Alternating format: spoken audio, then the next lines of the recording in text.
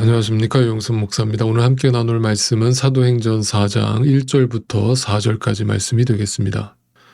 베드로와 요한이 아직도 사람들에게 말하고 있는데 제사장들과 성전 경비대장과 사두개파 사람들이 몰려왔다.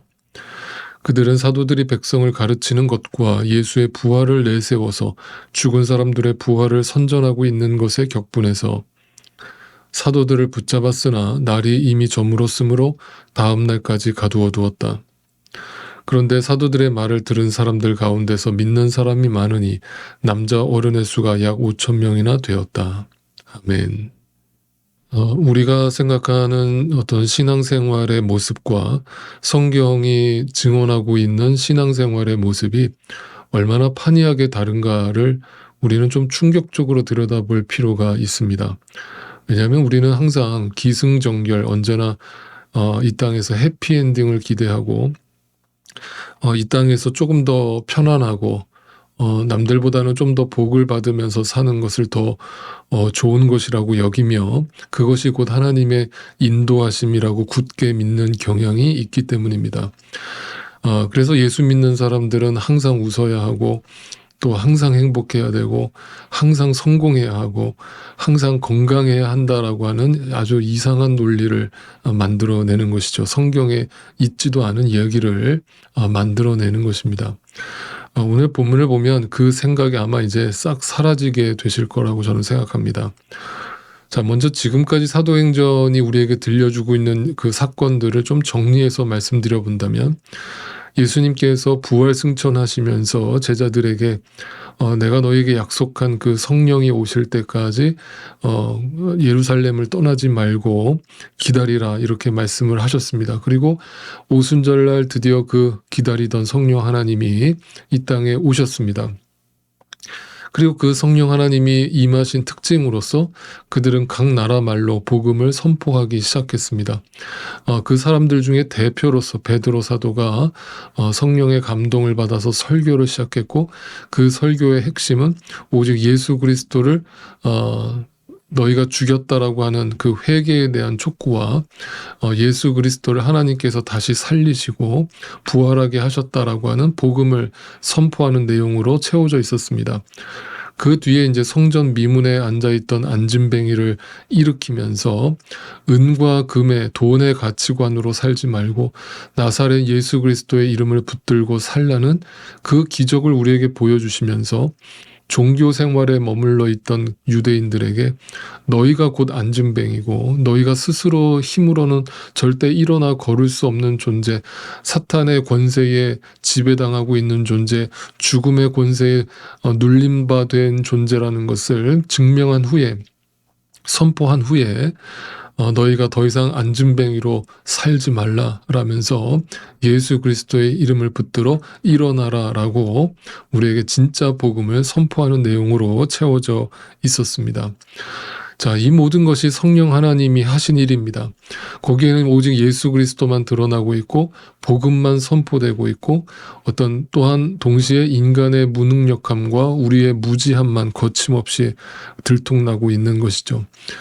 이러한 성령의 강력한 역사 속에 휩싸여 있던 사도 베드로와 요한에게 어떤 일이 벌어졌는가, 오늘 본문은 우리에게 그것을 들려주고 있습니다. 우리가 아까 말씀드린 것처럼 인간적인 생각으로 이렇게 성령 하나님이 강하게 역사하셨다면 베드로와 요한의 삶에도 좀 편안하고 행복한 뭔가 이 세상에서 더 유명해지고 권력을 누리는 이런 인생을 허락하실 거라고 기대하지만 그 베드로와 요한에게 닥치는 것은 환난이었습니다. 네, 고난이었습니다. 그들을 이제 고난 속에 빠뜨린 장본인들은 사두개인들이라고 오늘 본문에 기록하고 있는데, 혹시 이 사두개인들에 대해서 모르시는 분들을 위해서 간단하게 설명을 드린다면, 이 사두개인들은 간단하게 말씀드리면 유대교의 어떤 종파 중의 하나로서 이 사람들의 특징은 뭐냐면 내세를 믿지 않는 겁니다. 내세를 부인하는 것이죠. 다시 말하면 죽을 때 우리의 영혼도 같이 소멸한다라고 믿었던 사람들입니다. 다시 말하면 부활을 믿지 않는 것이죠. 그런데 베드로와 요한의 입술을 통해서 성령 하나님께서 말씀하시는 것은 예수 그리스도의 부활을 증거하는 것이죠. 그 부활을 증거하니까 그것이 자기들이 생각하는 가치관과 너무나 판이하게 다른 것이고 자신들의 어떤 종교관을 흔드는 것이기 때문에 그 예수 그리스도의 복음을 못마땅하게 여겼던 것이고, 그래서 그 베드로와 요한을 핍박하고 있는 것입니다. 그러니까 이들이 예수 그리스도의 복음을 싫어했던 또 하나 이유 중에 하나는 뭐냐면 그 바리새파 사람들과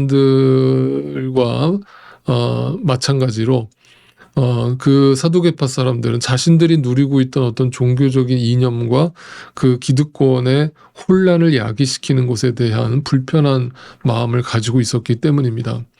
왜냐하면 이 사두개인들은 바리새파 사람들과 마찬가지로 당시 종교인으로서 어떤 대부분 제사장 직분을 감당하고 있었던 사람들이 많았고, 그 제사장이라고 하는 것은 당시 예루살렘 성전의 실질적인 주인 노릇을 하고 있었기 때문에 그들은 말 그대로 실세였죠. 종교적 실세였습니다. 당시 종교인들은 한마디로 타락한 종교인들의 모습을 그대로 가지고 있었는데, 일단은 정치와 뒷거래를 하면서 자신의 기득권을 유지했을 뿐만 아니라 가난한 백성들에게 제사를 무리하게 율법적으로 강조하면서 그들의 쌈짓돈을 갈취하는 그런 날강도 같은 자들이었죠. 그런데 예수 그리스도의 복음은 어떻게 보면 자신들이 유지하고 있었던 그 종교적 어떤 기득권을 이 뿌리채 흔드는 것이었기 때문에 그들 예수 그리스도의 복음을 거부할 수밖에 없었던 것입니다. 당시 고대 문헌에 따르면 또 그 사두개인들은 또 상당히 부를 축적하고 있었음을 보게 됩니다.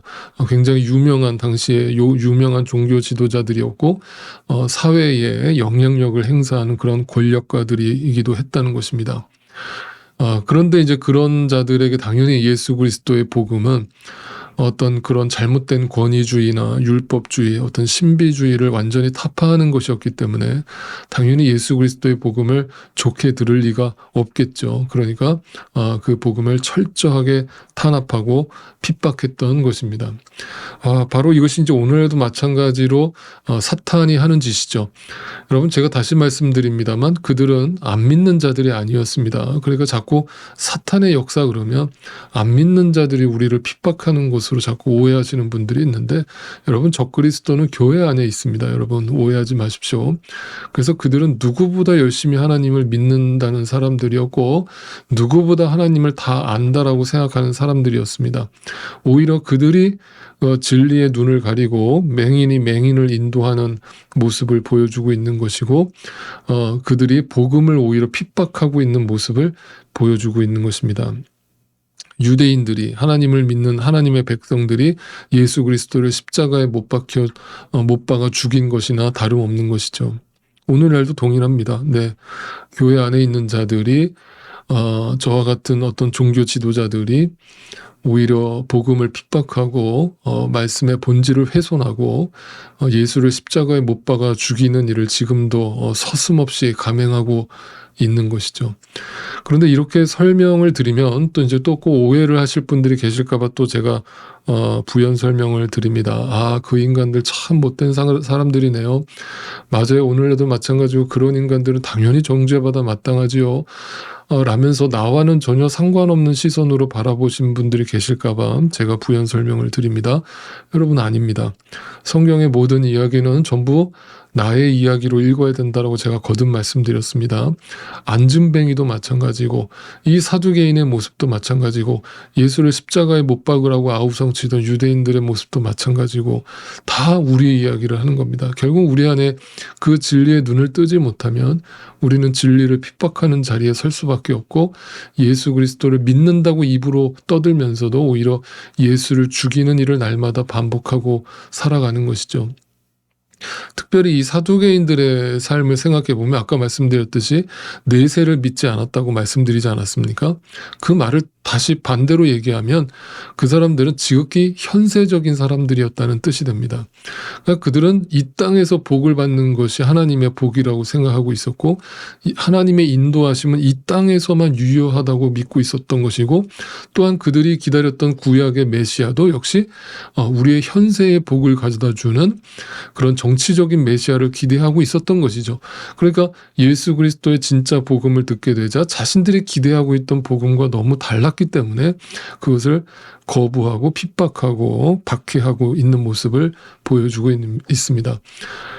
그래서 예수 그리스도의 복음을 생각해 보면 그들의 어떤 현세적인 시선에 정면으로 도전하는 것이었죠. 왜냐하면 예수 그리스도의 복음은 시작부터 회개하라 천국에 가까웠느니라 라는 말씀으로 시작하고 있기 때문입니다. 즉 예수 그리스도의 복음 자체가 이 세상이 다가 아니다. 이 세상의 삶을 완전히 무시해서가 아니라 이 세상의 삶이 절대 끝이 아니고 다가 아니다.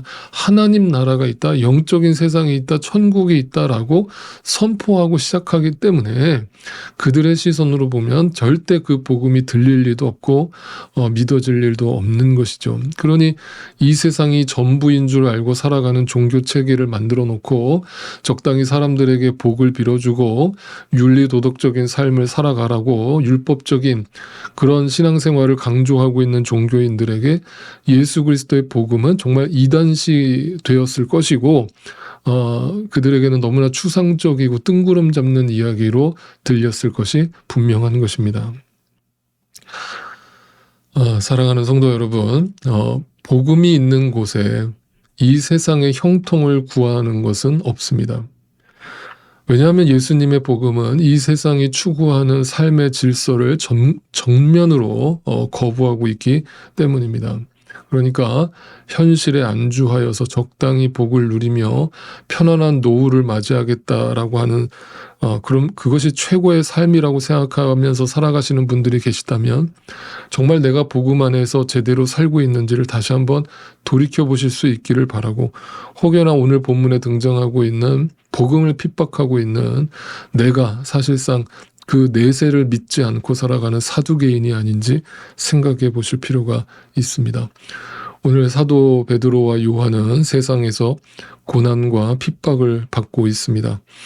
복음이 이끌어가는 고난 속에 그들은 거침없이 뛰어들어가고 있습니다. 그것은 그들의 의지나 결단이 결코 아니었습니다. 그들 안에 역사하고 계시는 성령 하나님의 이끄심과 역사였기 때문입니다.